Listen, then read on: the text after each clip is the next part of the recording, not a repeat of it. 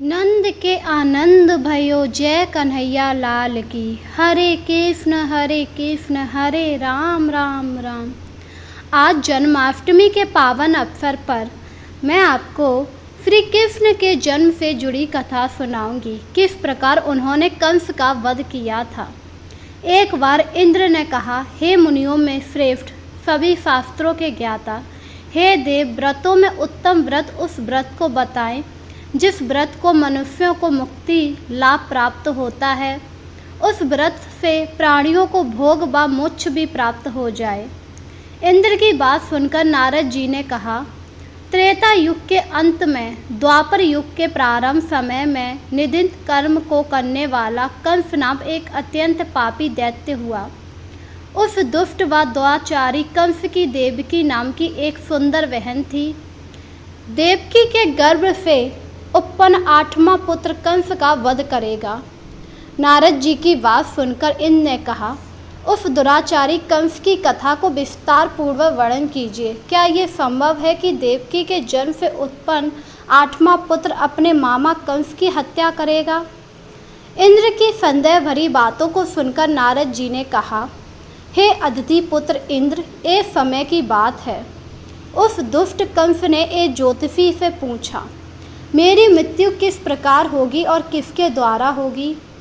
तब ज्योतिषी बोले, हे दानवों में श्रेष्ठ कंस, वासुदेव की पत्नी देवकी, जो बकुटपत और आपकी बहन है, उसी के गर्भ से उत्पन्न उसका 8वां पुत्र, जो कि शत्रुओं को भी पराजित कर इस संसार में कृष्ण के नाम से विख्यात होगा, वही एक समय सूर्य उदय काल में आपका वध करेगा।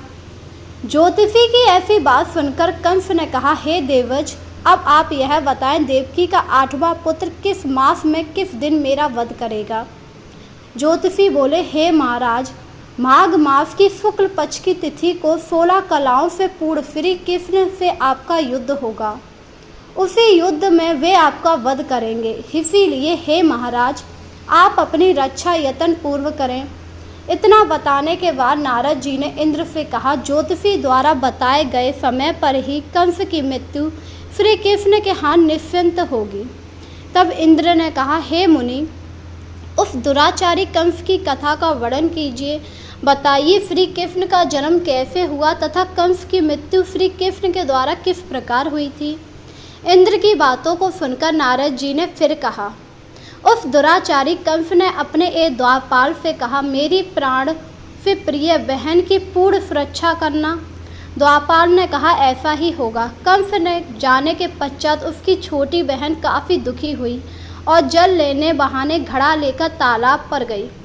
उस तालाब के किनारे एक वृक्ष के नीचे बैठकर देवकी रोने लगी, क्योंकि अभी तक कंस 6 पुत्रों को मार चुका था, जिस वजह से देवकी काफ़ी ज़्यादा दुखी थी, क्योंकि 7वां उनका गर्भपात हो गया था, क्योंकि माया ने उनके गर्भ से बलराम को निकाल कर दूसरे के गर्भ में धर दिया था। जब देवकी को विलाप करते हुए वहाँ पर यशोदा ने देखा तो कहा, हे देवी, तुम इस प्रकार विलाप क्यों कर रही हो, अपने रोने का कारण बताओ। तब दुखी देवकी ने यशोदा से कहा, हे बहन, नीच कर्मों में आसक्त दुराचारी मेरा ज्येष्ठ भ्राता कंस, उस दुष्ट भ्राता ने मेरे कई पुत्रों का वध कर दिया। इस समय मेरे गर्भ में मेरा 8वां पुत्र है, वह इसका भी वध कर डालेगा, क्योंकि मेरे ज्येष्ठ भ्राता को यह भय है, मेरा 8वां पुत्र ही उसकी मृत्यु का कारण बनेगा। देवकी की बातें सुनकर यशोदा ने कहा, हे बहन, तुम रो मत, मैं भी गर्भवती हूँ। यदि मुझे कन्या हुई तो तुम अपने पुत्र के बदले उस कन्या को ले लेना। इस प्रकार तुम्हारा पुत्र कंस के हाथों नहीं मारा जाएगा। वहीं कंस ने द्वारपाल से कहा, देवकी कहाँ है, वह इस समय दिखाई नहीं दे रही। तब द्वारपाल ने कंस से निम्र वाणी में कहा, हे महाराज, आपकी बहन जल लेने तालाब पर गई। यह सुनते ही कंस क्रोधित हो उठा। उसने द्वारपाल को उसी स्थान को जाने के लिए कहा। द्वारपाल की दृष्टि तालाब के पास देवकी पर पड़ी। तब उसने कहा कि आप किस कारण यहाँ आई। उसकी बातें सुनकर देवकी ने कहा, मेरे घर जल नहीं था, मैं जल लेने जलाशय पर आई। इसके पश्चात देवकी सैनिक के साथ चली गई। कंस ने पुनः द्वारपाल से कहा कि मेरी बहन के घर के बाहर तुम रक्षा करो जाके। अब कंस को इतना भय सताने लगा था कि वह घर के भीतर दरवाजों में विशाल ताले लगवाकर रखने लगा। दरवाजों के बाहर दैत्यों और राक्षसों की पहरेदारी के लिए नियुक्त कर दिया गया। कंस हर प्रकार से अपने प्राणों को बचाने के लिए प्रयास कर रहा था। एक समय सिंह राशि के सूर्य में आकाश मंडल में जलाधारी मेघों ने अपना प्रभुत्व स्थापित किया। भादो मास की कृष्ण पक्ष की अष्टमी तिथि को घनघोर अद्र रात्रि थी। उस समय चंद्रमा भी वृषभ राशि में था।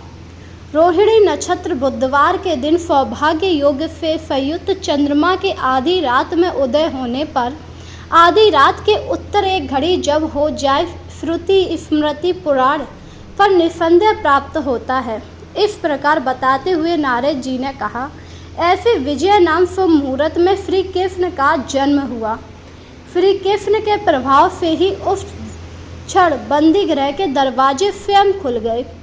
द्वापर पहला देने वाले स्वयं ही मूर्छित होकर गिर पड़े। देवकी ने उसी क्षण अपने पति वासुदेव से कहा, हे स्वामी, आप निद्रा का त्याग करें, मेरे पुत्र को गोकुल ले जाएं। वहाँ इस पुत्र को नंद गोप की धर्म पत्नी यशोदा को दे देना। उस समय यमुना जी पूर्ण रूप से बाढ़ग्रस्त थी, किंतु जब वासुदेव बालक श्री कृष्ण को सूप में लेकर यमुना जी को पार करने के लिए उतरे, उसी क्षण बालक के चरणों का स्पर्श होते ही यमुना जी अपने पूर्व स्थिर रूप में आ गई। किसी प्रकार वासुदेव गोकुल पहुँचे और नंद के घर में प्रवेश कर उन्होंने अपना पुत्र तत्काल उन्हें दे दिया। उसके बदले उनकी कन्या हुई वो ले आए। जब बंदी गृह पहुँचे तो कंस काफ़ी ज़्यादा हैरान हुआ, क्योंकि तब प्रातःकाल हो चुकी थी, सभी लोग निद्रा से जागे। कंस ने द्वापाल से पूछा कि देवकी के गर्भ में क्या हुआ, इस बात का पता लगाकर मुझे बताओ, क्योंकि उसके संतान होने वाली थी। द्वापालों को जब पता लगा कि देवकी के लड़की हुई तो उन्होंने महाराज से कहा कि मैं अभी पता लगाकर आता हूँ। और जब वह वहाँ गए तो एक कन्या को गोद में लेकर आए, जिसे देखकर कंस काफ़ी ज़्यादा हैरान हुआ, पर फिर भी उसे कन्या से भी भय होने लगा। अंत वह स्वयं कारागार में गया। उसने देवकी की गोद से कन्या को झपट लिया और एक पत्थर की चट्टान पर पटक दिया, किंतु वह कन्या विष्णु की माया से आकाश की ओर चली गई और अंतरिक्ष में जाकर विद्युत के रूप में परिवर्तित हो गई। उसने आकाशवाणी कर कंस से कहा, हे दुष्ट, तुझे मारने वाला गोकुल में नंद के घर में जन्म ले चुका है, उसी से तेरी मृत्यु निश्चय होगी। मेरा नाम तो वैष्णवी है, मैं संसार के कर्ता विष्णु भगवान की माया से उत्पन्न हुई हूँ। इतना कहकर वह स्वर्ग की ओर चली गई। उस आकाशवाणी को सुनकर कंस काफ़ी ज़्यादा क्रोधित हो उठा। उसने श्री कृष्ण को मारने के लिए पूतना नाम की राक्षसी को नंदगांव भेजा। राक्षसी वहां पहुंचकर कृष्ण को स्तनपान कराने लगी। कृष्ण ने उसके स्तन से उसके प्राणों को खींच लिया और वह राक्षसी कृष्ण कृष्ण कहकर मृत्यु को प्राप्त हुई।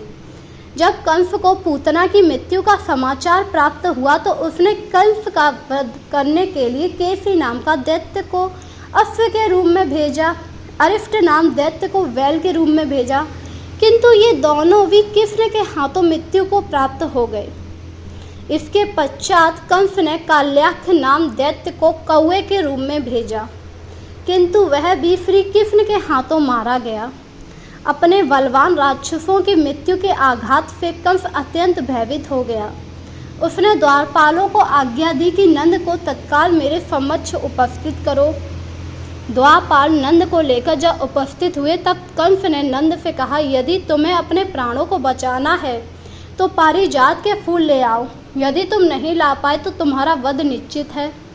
कंस की बातों को सुनकर नंद ने ऐसा ही होगा कहा और वह अपने घर की ओर चल दिए। घर आकर उन्होंने संपूर्ण बात अपनी पत्नी यशोदा को बताई, जिसे श्री कृष्ण भी सुन रहे थे। एक दिन श्री कृष्ण अपने मित्रों के साथ यमुना नदी के किनारे गेंद खेल रहे। अचानक स्वयं ही गेंद को यमुना में फेंक दिया गया। यमुना में गेंद फेंकने का उद्देश्य यही था कि वे किसी प्रकार पराजित फूल को ले आए। अंत वे कदम के वृक्ष पर चढ़कर यमुना में कूद गए। कृष्ण के यमुना में कूदने का समाचार श्रीधर नामक गोपाल ने यशोदा को सुनाया।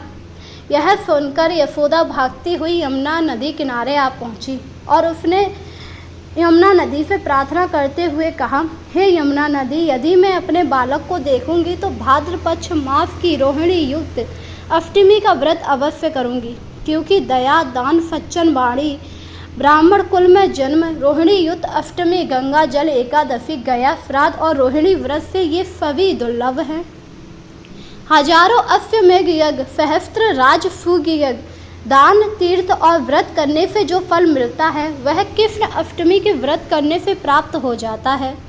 यह बात जब नारद ऋषि ने इंद्र से कही तो इंद्र ने कहा, हे मुनियों में श्रेष्ठ नारद, यमुना नदी में कृष्ण के कूदने के बाद बाल रूपी कृष्ण पाताल में जाकर और क्या किया, कृपया करके संपूर्ण बताएं। तब नारद जी ने कहा, हे इंद्र, पाताल में उस श्री कृष्ण ने नागराज की पत्नी से कहा कि तुम यहाँ क्या कर रही हो। तब नागराज की पत्नी ने श्री कृष्ण से कहा कि मैं तो यहीं रहती हूँ, आप बताइए आप यहाँ क्या कर रहे हैं और आपके यहाँ आने का प्रयोजन क्या है। तब वह बोली कि मैं तो यहाँ पर इसी प्रकार आया हूँ, पर आप बताइए आप इतनी दुखी क्यों हैं, क्या हो गया। तब नाग पत्नी बोली, हे कृष्ण, क्या तूने धूत क्रीड़ा की है जिसमें अपना समस्त धन हार गया। यदि ये बात ठीक है तो ककड़ मुकुट और मड़ियों का हार लेकर अपने घर चले जाओ, क्योंकि इस समय मेरे स्वामी शयन कर रहे, यदि वे उठ गए तो तुम्हारा भक्षण कर जाएंगे। नाग पत्नी की बात सुनकर श्री कृष्ण ने कहा, हे कांते, मैं किसी प्रयोजन से यहाँ आया हूँ, वह मैं बताता हूँ, समझ लो। मैं कालिया नाग के मस्तक को कंस के साथ धूत में हार चुका और वही लेने में यहाँ आया हूँ। बालक श्री कृष्ण की ऐसी बात सुनकर नाग पत्नी अत्यंत क्रोधित हो उठी और उसने अपने सोए हुए पति को उठाते हुए कहा, हे स्वामी, आपके घर ये शत्रु आया है, अतः आप इसका हनन कीजिए। अपनी पत्नी की बातों को सुनकर कालिया नाग निद्रा अवस्था से जाग गया और बालक श्री कृष्ण से युद्ध करने लगा। इस युद्ध में कृष्ण को मूर्छा आ गई। उसी मूर्छा को दूर करने के लिए उन्होंने गरुण का स्मरण किया। गरुण को याद करते ही वहां गरुण आ गए। श्री कृष्ण अब गरुण पर चढ़कर कालिया नाग से युद्ध करने लगे। उन्होंने कालिया नाग को युद्ध में पराजित किया। अब कालिया नाग ने भली भांति जान लिया, मैं जिनसे युद्ध कर रहा हूँ वह भगवान विष्णु के अवतार श्री कृष्ण है। अतः उन्होंने श्री कृष्ण के चरणों में साष्टांग प्रणाम किया और पराजित से उत्पन्न हुए बहुत सारे पुष्प को मुकुट में रखकर श्री कृष्ण को भेंट किया। जब कृष्ण चलने लगे तब कालिया नाग की पत्नी ने कहा, हे स्वामी, मैं आपको नहीं जान पाई। हे जनार्दन, मंत्र रहित, क्रिया भक्ति भाव रहित मेरी रक्षा कीजिए, क्योंकि अगर आप चले गए तो गरुण हमें मार डालेगा। उस कंस ने मेरे पति को ले जाकर कहीं और छोड़ दूंगा ऐसा कहा, अन्यथा अब आप कुछ कीजिए। इस पर श्री कृष्ण ने कहा, अब वह कंस तुम्हें कुछ नहीं करेगा, ना ही गरुण तुम्हें कुछ करेगा, क्योंकि मेरे अब चरणों की धूल तुम्हारे पति के सिर पर है।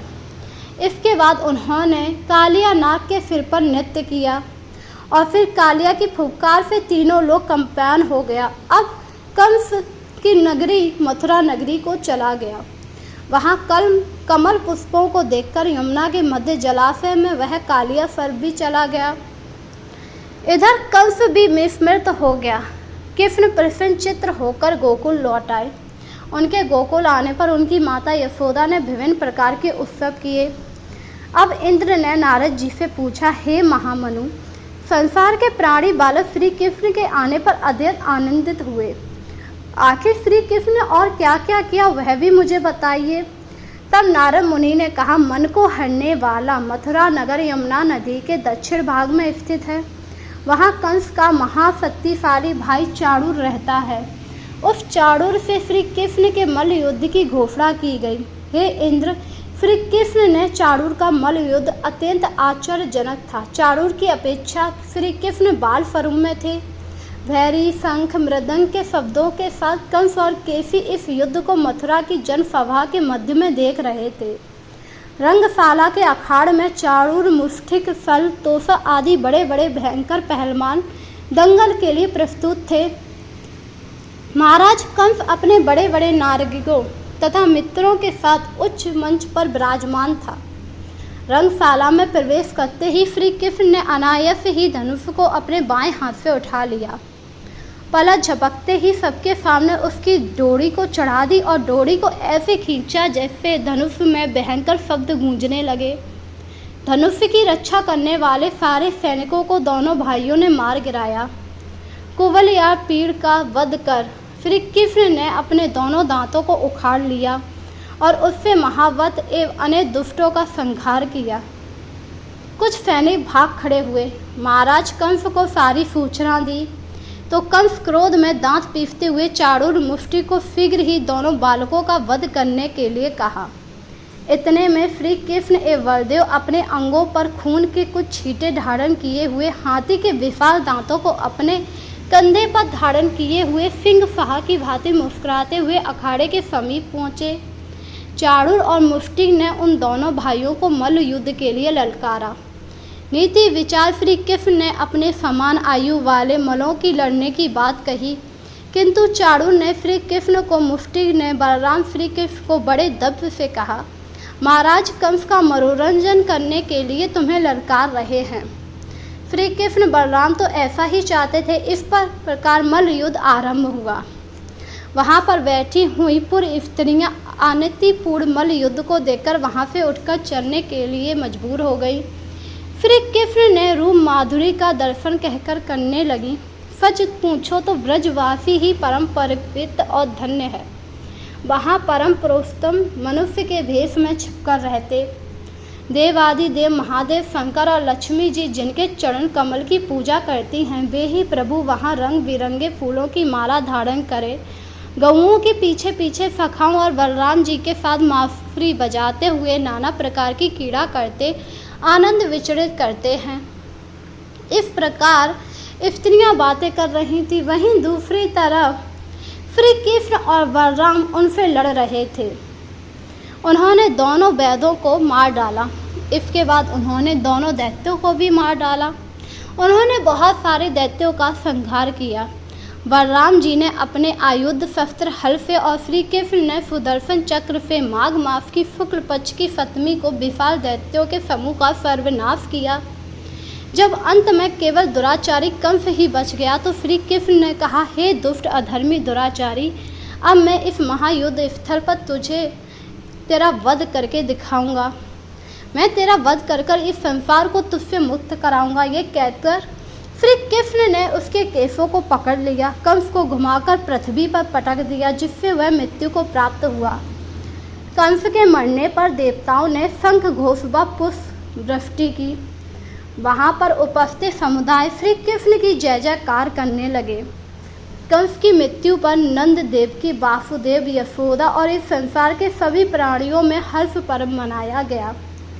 इस प्रकार श्री कृष्ण ने कंस का वध किया था।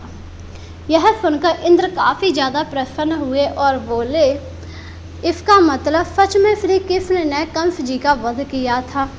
हाँ, और श्री कृष्ण जन्माष्टमी पर जो भी व्रत रखता है, श्री कृष्ण उसकी सभी मनोकामनाओं को पूर्ण कर देते हैं और इसी उल्लास में श्री कृष्ण का जन्म मनाया जाता है। इस दिन पर्व मनाया जाता है।